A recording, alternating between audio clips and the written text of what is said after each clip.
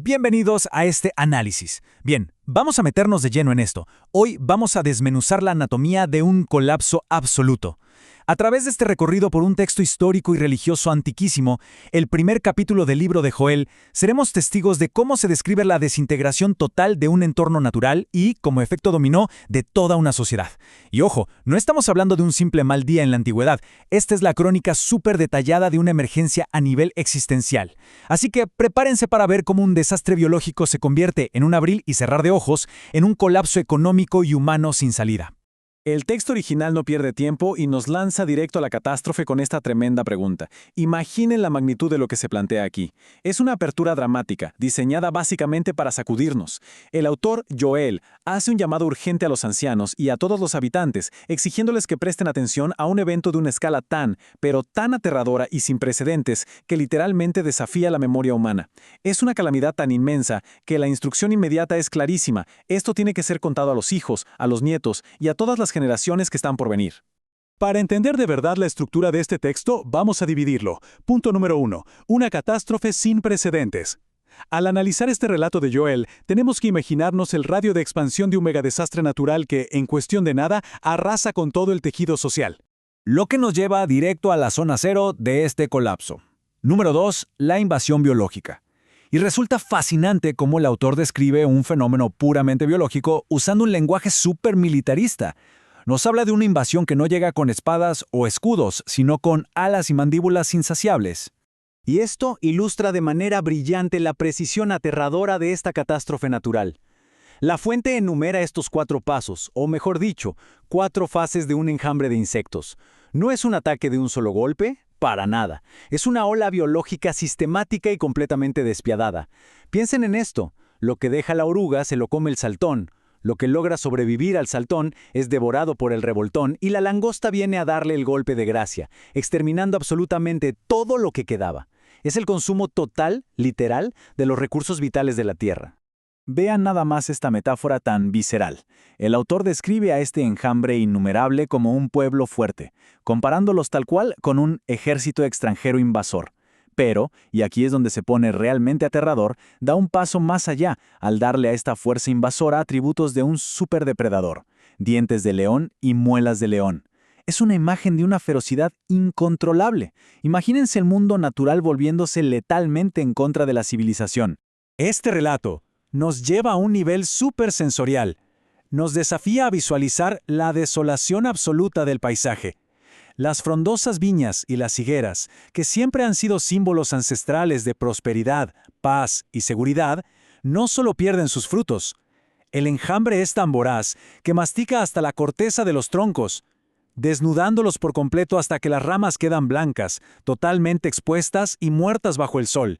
Hablamos de un paisaje borrado hasta los cimientos. Toda esa destrucción visual nos empuja hacia nuestro siguiente punto crítico. Número 3. El colapso agrícola total. Aquí es donde presenciamos el efecto dominó.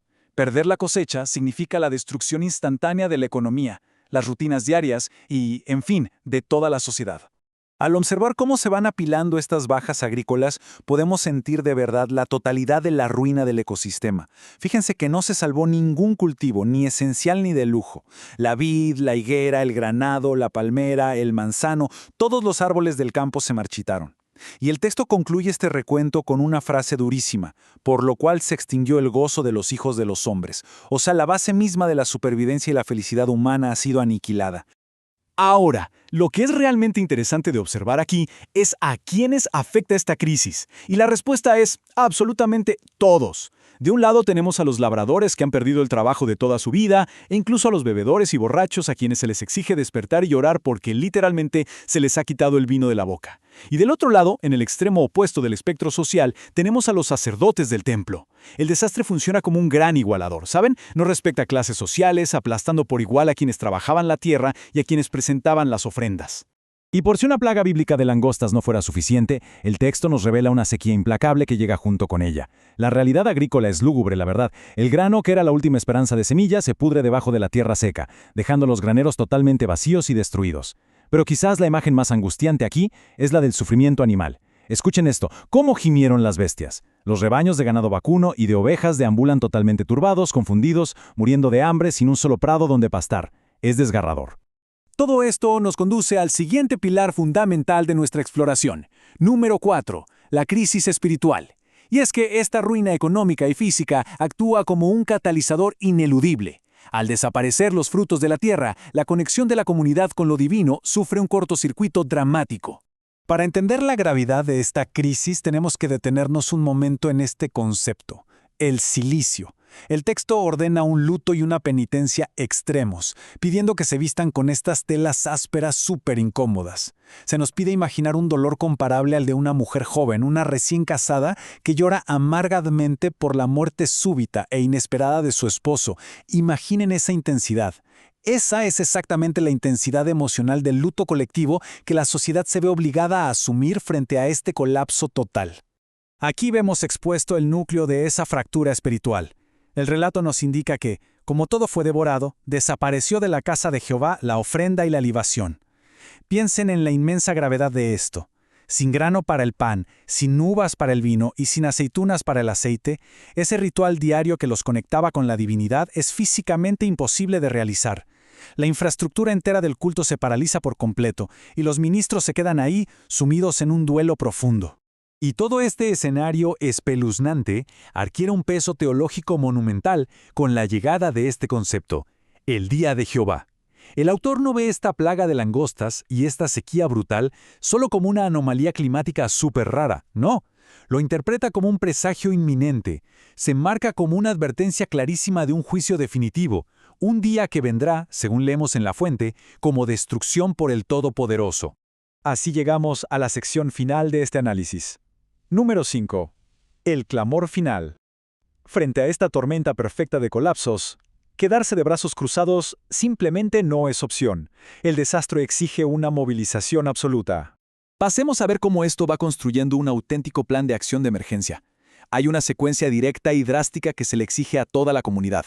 Primero, proclamar un ayuno, es decir, detener toda normalidad de golpe. Segundo, convocar una asamblea solemne, reunir a todos, desde los líderes y ancianos hasta el último ciudadano.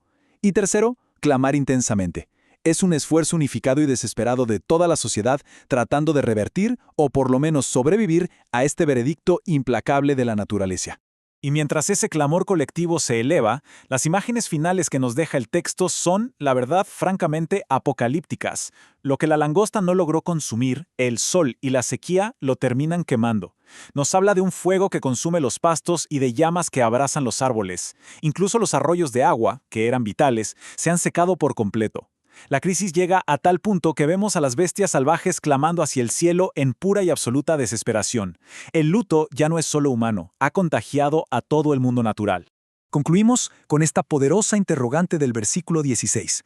Entonces, el punto crucial aquí es entender cómo un texto de hace miles de años logra capturar con tanta pero tanta precisión nuestra vulnerabilidad ante las pérdidas totales y repentinas. Un día hay prosperidad y alegría, y al siguiente, una fuerza abrumadora de la naturaleza te arrebata el alimento, la felicidad y la estructura social frente a tus propios ojos. Es un recordatorio fascinante de la fragilidad que tiene la civilización, ¿no creen? Nos deja con esa curiosidad profunda de seguir explorando qué otras advertencias están codificadas en estos textos históricos. Gracias por acompañarnos en este análisis.